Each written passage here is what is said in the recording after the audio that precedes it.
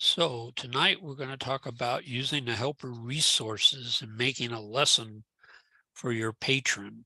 And one of the reasons I like to teach this lesson is I think there's very few of us that actually use the helper resources.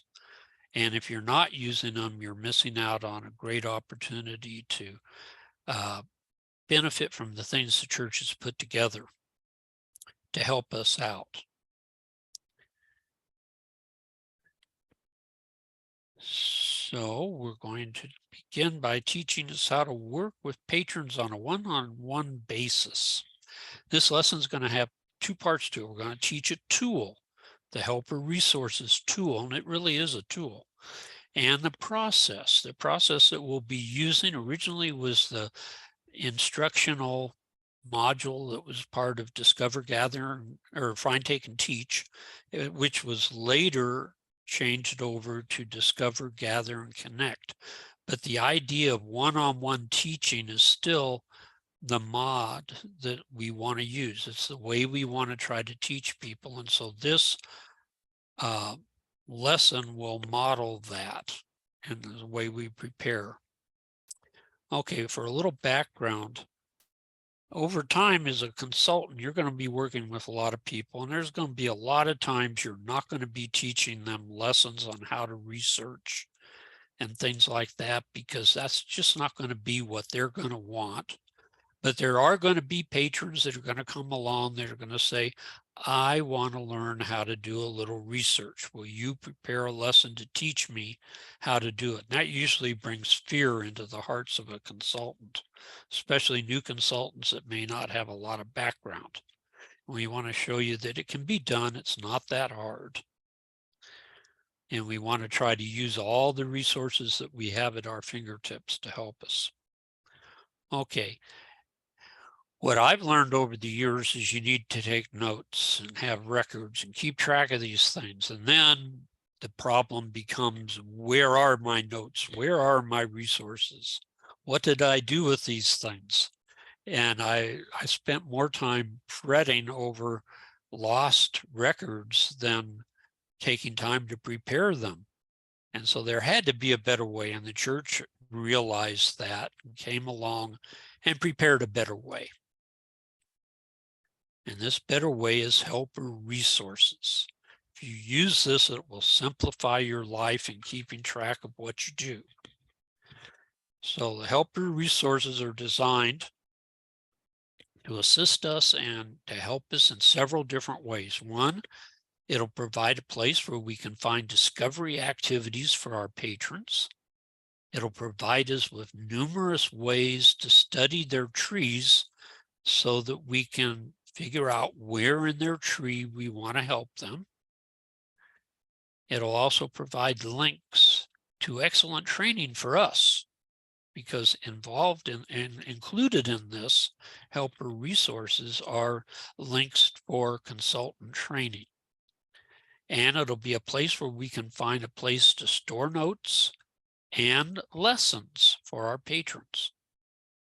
So where do we find these helper resources? If we go to the upper right corner of any page on Family Search, we find the little question, which is the help icon. Click on that, and on the drop down, go down to helper resources, and the helper resources page will show up. Okay, on this page, you're going to see there's a lot of stuff. It's a busy page. On the left-hand side, you're going to see recent articles for Latter-day Saints, which will include things like what's new at Family Search and new records that have been put out, and all kinds of articles from their blog. And in addition to that, many links for training for consultants. And so this is that place that you want to go to help you get extra help in being a consultant. The right-hand side of the page, the right-hand column, is what they call Planner. And this is the place where you're going to be able to add people that you're going to work with. And then once you've added them, they'll be there for a year active. where you can actually get into their accounts for a year. Okay, so let's talk about using the helper resources. Okay, you have to add these people in to your helper resources so that you'll be able to access their account in the future. There's a big advantage to going to this helper resources page and adding people in as those that you're going to help. By the way, a helper is a person who can view the person's tree, the patron's tree, as if they were the patron, and can even make changes to the tree if the patron wants them to. Okay, and it's a great benefit to you to be able to see their tree, because you can then see living people. You can see how their tree actually gets back to the dead. One of the things you have to realize, a couple of things, I didn't put it on here, but you can only help people that are members of the church as officially as helpers, and they have to have created their account already. If they haven't created an account yet, you're not going to be able to help them. You got to get them to create an account, and then you can be their helper. Now, there's another way you could help them, because on any page within Tree, there's a little link that says help others. And if you click on that, you can, if you know their username and the helper number or their birth date and name and things like that, you can get in. The trouble there is every time you want to do that, you're going to have to remember the sign-in information that they gave you. You're going to have to be able to find it and use it again, where when you're using the helper resources link to add a person, once they're added in, all you do is click on their name and you're back in as their helper. And always remember to click it off when you're done. Otherwise, you'll stay as their helper no matter what you're doing in Tree. Okay, so adding a person. When you are on the web page version of Family Search, you click on Add Someone, and it'll take you to the ward and stake directory. It'd have to be somebody inside your ward or stake to use it from the web page from the browser. And you'll be able to pick their name, and then you send them an email through the email that they have listed, or you could actually click on a link and then send the link to them by text, or however you want to get it over to them for them to respond to. Now, I learned something new this month as I reviewed this and went over it, because I thought at one time we were able to do another way of adding them into the planner, which was to use their name and their birth date and helper number, or their username and helper number to get in. You can't do that from the web page anymore. But if you go to your Tree app and click on More, or Menu if it's Android, and then click on to Help, you can then click on Helper Resources and add somebody in there, and it'll put them in your Helper Resources file, and you can actually do it using their helper number and their either username or their full name and birth date. So there is a way that you can do it if you have that information. I like that because the biggest hang-up in the whole system has always been you send them the invite and then you've got to help them find the email to respond to. Where this way, if you have their helper information, you can go over on your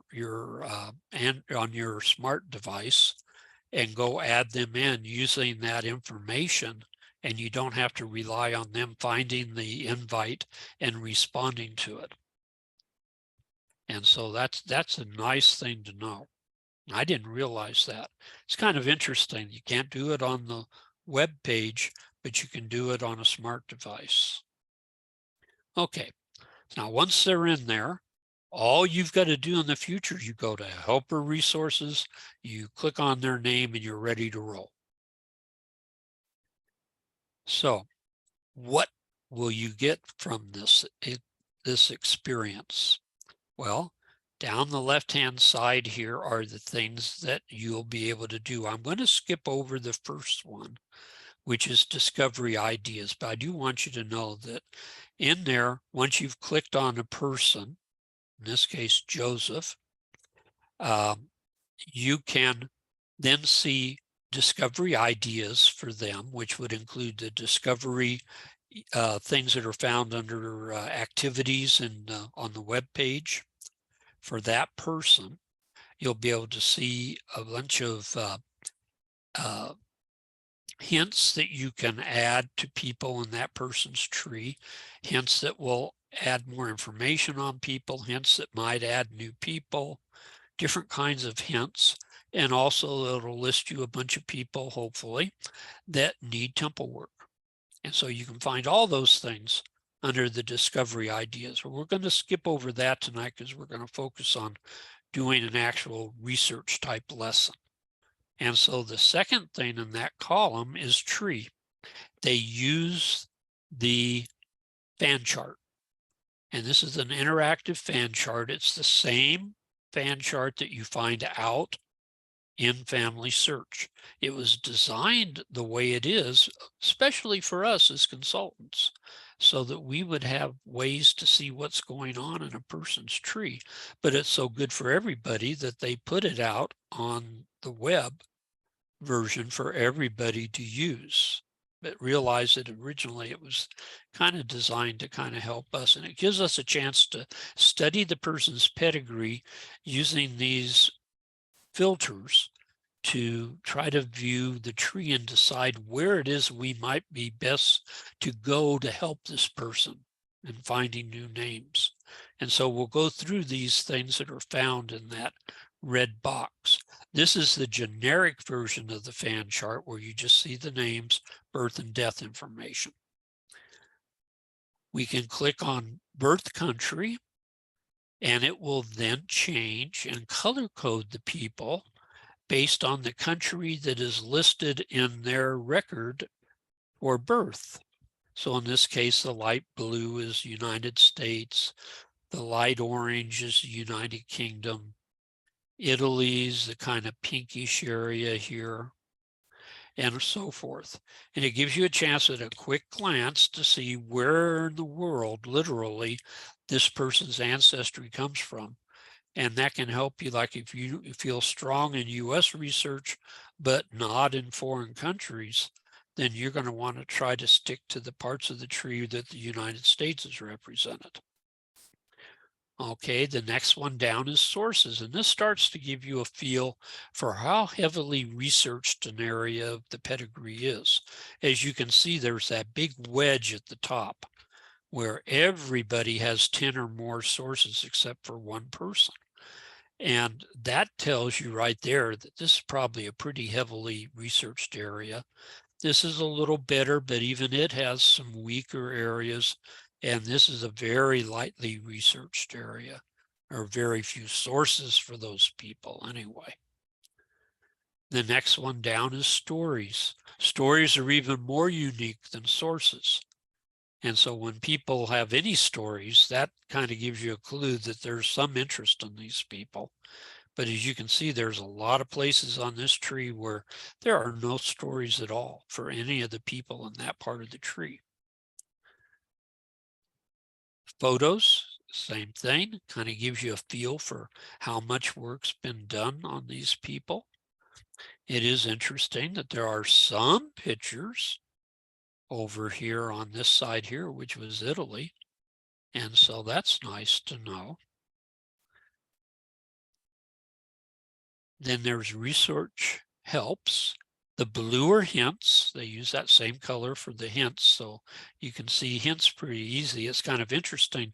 As much as this area has tons of sources, there's still a lot of hints that could be done here. Whereas over here, you see there's hints. The red is data problems, probably the way things are entered. And the purple are suggestions for research helps. So there's a lot of help needed here. There's a lot of hints that can be done over in here too. And then lastly, ordinances. There's one outlier. There always seems to be somebody that's an outliner, and this one person needs an ordinance of some kind, probably has to do with a merge or something. But you can see over here that this whole area needs temple work. And so this is probably the area on this person that I would want to help more than anything, even though it's going to take me into Italy. Okay, so that's what you do. You kind of look at the tree, you kind of analyze it, and when you're done, you kind of come up with a feeling for where you probably would want to go. And in my case, it would be one of those two triangles on this particular tree. But we're not going to use this tree, we'll use a different one. Okay, below the tree, there's two more features. One of them is notes. This is nice. This is a place you can just write notes. They're notes only you are going to see, and you can make as many notes as you want. I was helping one of the sister missionaries who would come over on their P days to learn about their family genealogy and how to do family history work. And I found that there was a problem with her tree. One of her ancestors, the family said this about the person, but when you got into Social Security death index and then followed it up with actual records in Mexico, the person wasn't born where they thought they were, and their parents were named a little different. And so I just made a note about it so I could tell the sister missionary and she could get back to her family, and I would be able to keep it. That's important because once you start working with somebody, you're probably going to work with them for the rest of your career as a consultant, because that's the way it's intended. And so over time, you're going to want to remember what it is you've done with them. And so you have a place here where you can put notes in about what we've done together. And below that is a place for what they call plans. That's where you can actually write out a lesson plan. And that's what we're going to develop today. And this will also stay in there. It can't be seen by the patron, but you can print it out and hand it to them. That's what I usually do. I'll write it up and then I'll make two copies. One I keep and work off of, and the other one I hand to them so that they have it when we're finished. And we'll show you that tonight with some information we'll find. Okay, so preparing a lesson. Some things to realize. Okay, we're trying to find people to add to tree. Somebody that is new that will need temple work. As you work in real time, though, it gets tricky because you're going to research and you're going to find some people, but you've got to really search to see if they're in tree or not. And that means you're going to have to do multiple searches for these people, but you can't really put them in tree to do the searching because that's what your patron's going to do. So as you look for these people, what I do is keep it on a piece of paper. I build a pedigree chart and I fill in the pedigree chart as I go.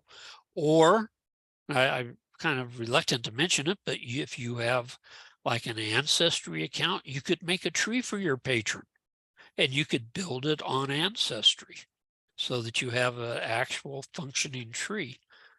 And with your LDS account, you could always check the person that you're working on to see if they show up as a possible duplicate when you say, I want to compare what I've got here with what's over in Family Search, and they'll do it automatically for you.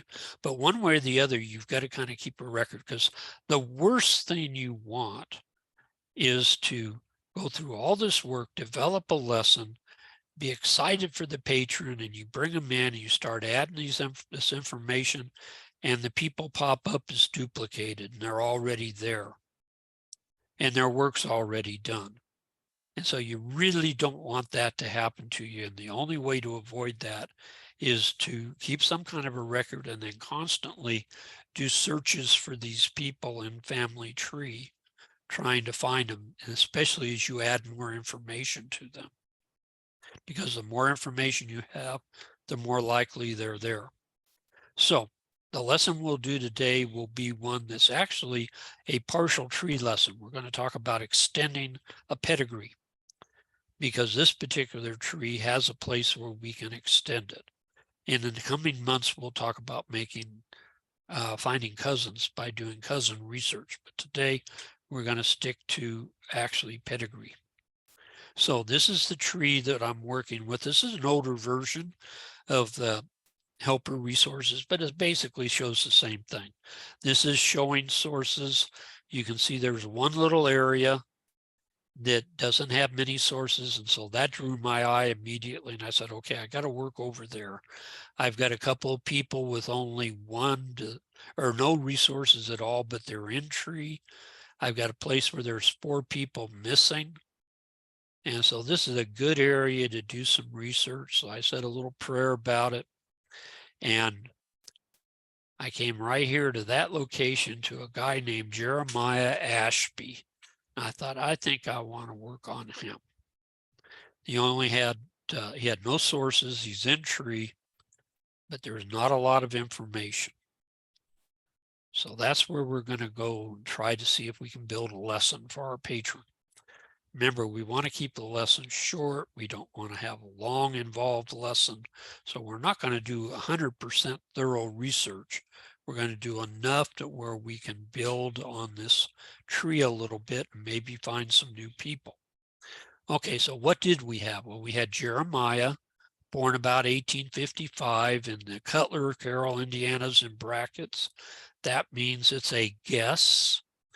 His death place, I love these places back east, Mexico, Miami, Indiana. Yeah, that really is a place.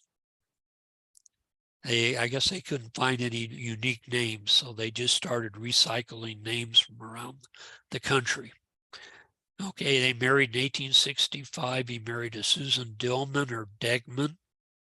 She was born about 1855. It also says Cutler, Carroll, Indiana, with no death. And they have a child who's well-researched, supposedly Rosanna Ashby, born in 1881 and died in 1843. So that's what the end of the pedigree looked like when I came to it. So my immediate observation, well, if you look at those dates, we got a problem. The parents are married in 1865, and that looks like it's probably a real date, probably from a real record. If that's true, there's no way he could be born 10 years earlier and his wife 6 years earlier. And that's just not going to work. A 10-year-old marrying a 6-year-old. So something's wrong. Most likely the birth dates for Jeremiah and Susan aren't right, unless the marriage date is incorrect.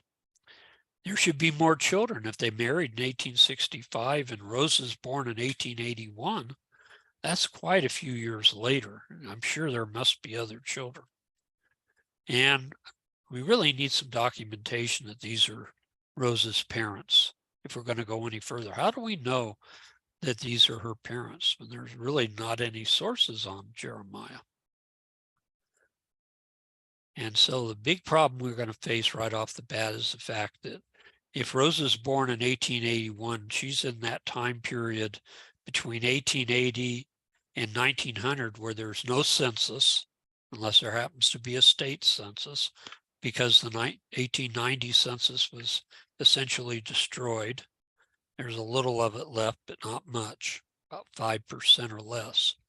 And so there's not a lot of easy census type records that we can use to tie people together. If Rose is born after 1880, she's not going to be on the 1880 census. Okay, so first thing we want to do is verify Rose's birth. So we start looking for her. In 1900, she's 22, and she's married. So there's a problem. She's not living at home. She's been married 4 years. She's a mother of 3 children, 2 living. Says she was born in Indiana, her father in Indiana, and her mother in Virginia. That's what 1900 says. She's 22. Now that's interesting because that puts her birth before 1880.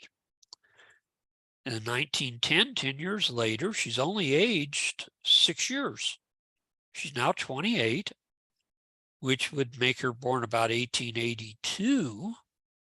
And it says she was born in Indiana and her father and mother born in Indiana. You're going to learn if you compare censuses, you're going to find a lot of variations. 1920, she's now aged 12 years, putting her born about 1880. And her mother, whoever gave the information was clueless and just said USA. So we have so far on Mom, Virginia, Indiana, and USA. In 1930, she aged 10 years. She finally got consistent here. And everybody's born in Indiana. It said in that census that she married at age 18. And that would put her birth as 1878. So before 1880 again. In 1940, she was 61. That made her born about 1879. So, why is all this important? Well, it's starting to give us a feel for whether she was born before or after the 1880 census. And of course, this will have big implications on who her parents are, as far as us being able to find out who her parents are. And make it very easy if she's born before 1880. Well, where was this 1881 date that we have at the top of the page coming from? Well, it's coming from her tombstone. And of course, we all know tombstones don't lie. They're always right, correct? That's why they chiseled it in granite. And it says she's born in 1881.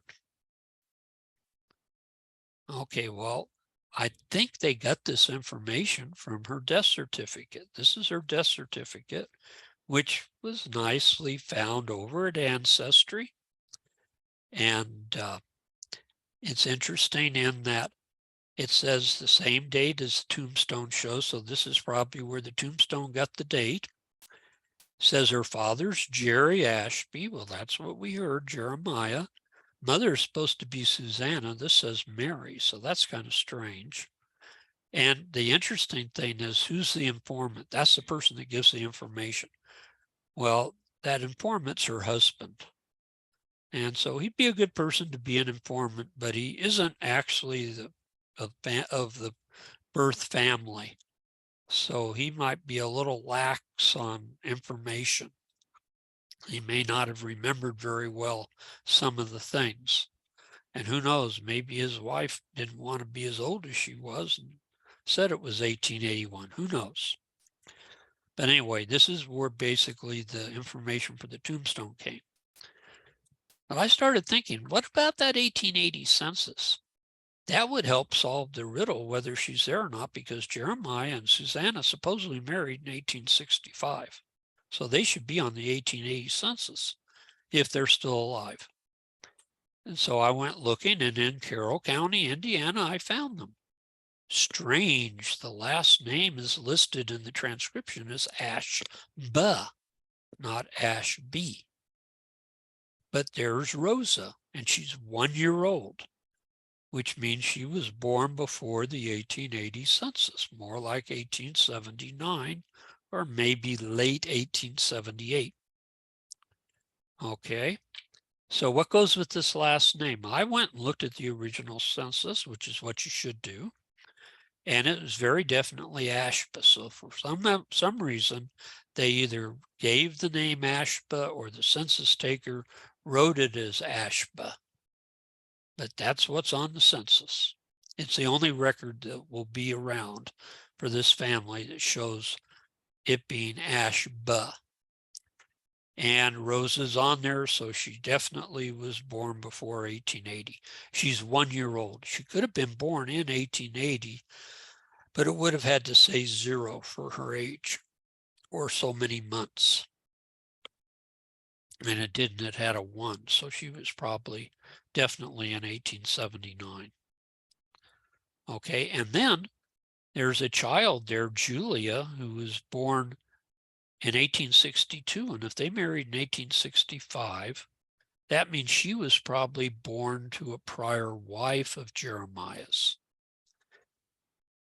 And starting in 1866, the children actually belonged to Susanna because they married in 1865. That's probably what went on here. It is interesting, there's big gaps between the children, between Phoebe and Mary and Rosa, even between Susan and Julia. There's a 4-year gap. Now, it's also the fact that he's 14 years older than Susan. This is a good indicator that this is a second marriage. And very often the guy would marry a younger woman, not because he necessarily wanted a younger woman, but the younger woman would be able to deal with raising the children.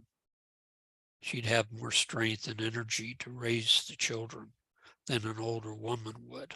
And so they tended to marry younger women on second marriages and third marriages. So this is often a sign that it's a second marriage. Now, we're not going to worry about a lot of the little details because we're trying to have a short lesson for this patron. We don't want it to go on for hours and hours, but as we go through it, we're thinking about these things. Okay, let's try to get a second source for her, for this family. Here's 1870 census. And now we're back to Ashby, Jeremiah, and Susan.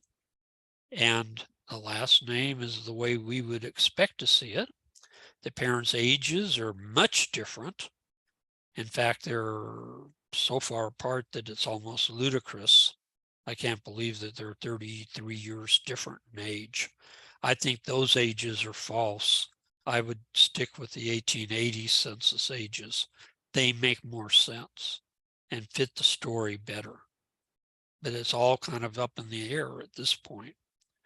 The children agree with the addition of Jacob, who doesn't show up in 1880, so he probably had died. And that'll help explain one of those holes in the children. Very typical of that time period. Okay, so I have enough information at this point that I can start providing some information for my patron.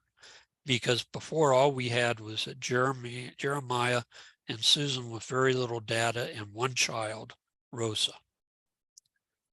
So we'll go over to the lesson plan and take all this information that we put together and put it into a lesson. I'll go through what I put in that lesson on this slide here.